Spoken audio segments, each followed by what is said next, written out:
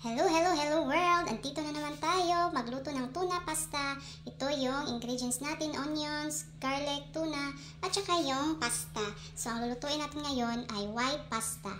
Sige, mag-umpisa na tayo. First, maglagay tayo ng butter. Tsaka in a minute, lagyan din natin ng olive oil para hindi masunod yung butter. Ayan. Kunti lang. Then, ilagay na natin yung onion, garlic. Okay, puti lang natin. Ulit. Basta na.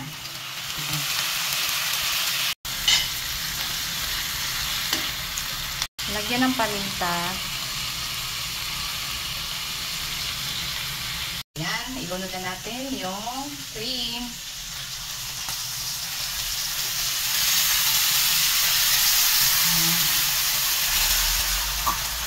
Lang natin. Simmer lang natin mga ilang minuto guys. At lagyan ng cheese, ganyan. At lagyan ng kunting asin. Hindi sa inyo kung anong pinita niyo po. Anong pinita niyo. Okay.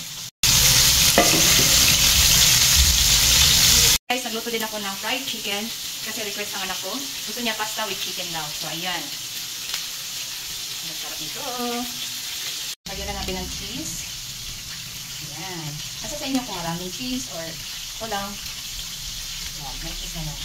Ayan, nalapit na. Kunting asin.